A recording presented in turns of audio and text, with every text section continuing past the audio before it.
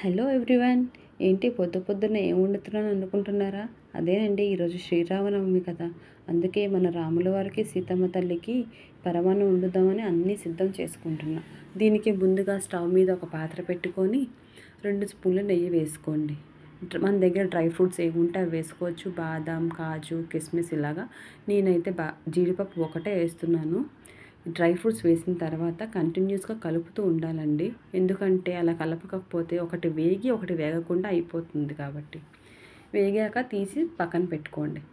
ఇప్పుడు పరమాన్నం చేయడానికి నేనైతే 2 టీ గ్లాసుల బియ్యం తీసుకున్నానండి. 2 సార్లు నీట్గా వాష్ చేసుకున్న తర్వాత ఈ బియ్యాన్ని ఇందాకలా పాత్రలోనే వేసానండి. నెయ్యి ఉన్న పాత్రలోనే వేసి బాగా కలిపాను. ఇప్పుడు 2 గ్లాసుల బియ్యానికి 8 గ్లాసుల పాలు, 4 గ్లాసుల నీళ్ళు వేసానండి. పాలు ఎక్కడ విరగవండి. ఇందాకలా నెయ్యి పాత్రలో వేసానని ఎటువంటి డౌట్ వద్దు.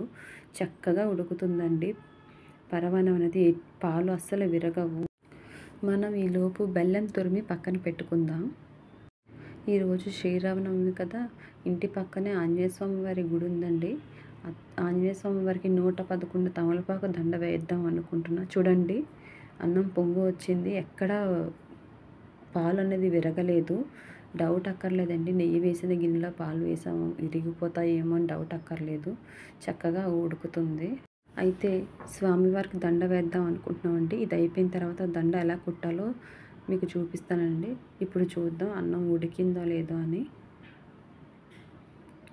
చూడండి ఎంత చక్కగా మెత్తగా ఉడికిందో. ఇప్పుడు బెల్లం ఏ కొలతలో తీసుకోవాలంటే 2 గ్లాసుల బియ్యానికి 4 గ్లాసుల బెల్లం అయితే కరెక్ట్గా సరిపోతుందండి.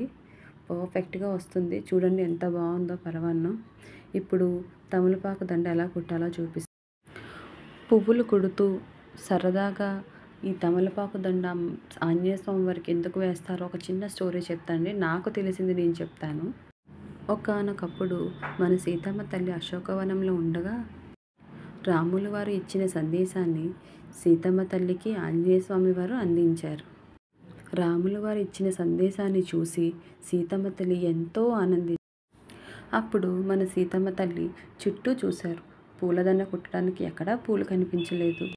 అప్పుడు పక్కన ఉన్న తమలపాకు నారను తీసి, ఇప్పుడు చూడండి వెనకతల తుడుములు అనేవి ఇలా కట్ చేసుకోవాలి. ఆకులకి ఇంకా పూలకి కాడలు కూడా కట్ చేసుకొని పక్కన పెట్టుకోండి. ఇప్పుడు మన స్టోరీలోకి వస్తే ఆ తమలపాకు నారను తీసుకొని తమలపాకులతో మాలను అల్లి ఆంజనేయ స్వామి వారిని తన బిడ్డగా భావించి సీతమ్మ తల్లి ఈ దండను ఆంజనేయ స్వామి వారికి సమర్పిస్తారు. సీతమ్మ తల్లి రాముల వారి గురించి ఎంతైతే ఆలోచించి బాధపడుతున్న సమయంలో మన ఆంజనేయ స్వామి వారు ఇచ్చిన సందేశాన్ని చూసి మన సీతమ్మ తల్లి ఎంత ఆనందించారో అలానే మన బాధలను తీర్చి మనకు అంతే సంతోషాన్ని ఇస్తారని నమ్మకం ఈ తమలపాకు దండ వేయడం వల్ల. 2 ఆకుల మీద ఒక పువ్వుని పెట్టి వెనక నుంచి ఇలా గుచ్చండి. వెనక నుంచి గుచ్చి మళ్ళీ ఇలా దారం తీసి పైనుంచి మళ్ళీ కిందకి ఇలా గుచ్చండి.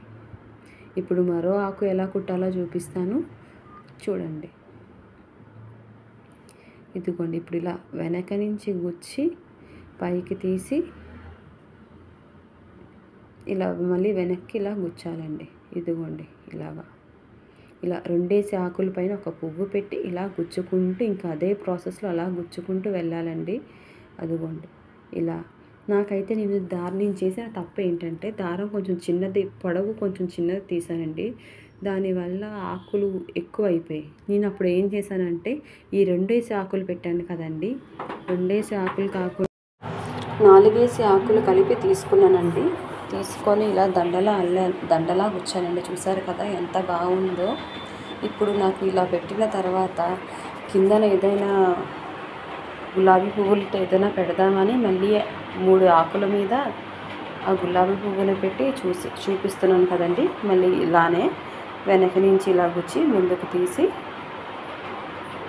చూడండి ఇలా గుచ్చానండి. అలా 3 పువ్వులను గుచ్చానండి. ఇప్పుడు చూడండి దండ ఎంత బాగుందో స్వామివారికి వేయడానికి.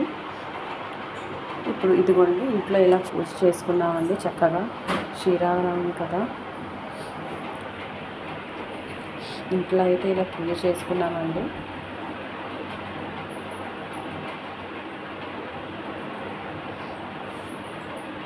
ఇప్పుడు ఇది మాలను పట్టుకొని గుడికైతే బయలుదేరాం. చూడండి గుడికి వచ్చేసామండి. ఇదేనండి స్వామివారి ఆలయం. చూడండి ఎంత బాగున్నారో స్వామివారు. ఇదేనండి ఇప్పుడు మన మాలను తీసి ఇదిగోనండి చాలా బాగుంది కదా. మాలను అయితే వేసానండి, స్వామివారికి వేయించాను. మేమైతే ఎక్కడం అవ్వదు కదా. ఇప్పుడు కళ్యాణం చేస్తున్నారండి స్వామివారి గుడి పక్కన. ఇక్కడ కళ్యాణం చేస్తున్నారండి, రాముల వారికి సీతమ్మ తల్లి కళ్యాణం చేస్తున్నారండి. చూడండి చూడండి ఎంతమంది వచ్చారో కళ్యాణానికి.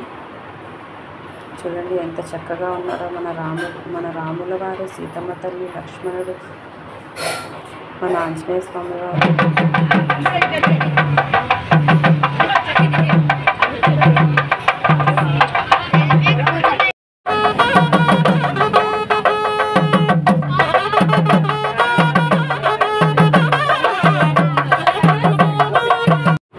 చూసారు కదండి, ఇలా కళ్యాణం అయితే జరిగింది. కళ్యాణం జరిగాక తలంబ్రాలు ఇంటికి తెచ్చుకొని వేసుకున్నామండి. అక్కడే అన్న సంతర్పణ పెట్టారు. ఇంటికైతే ప్లేట్ తెచ్చుకున్నాం. ప్లేట్ తెచ్చుకొని హాయిగా భోజనం చేసామండి.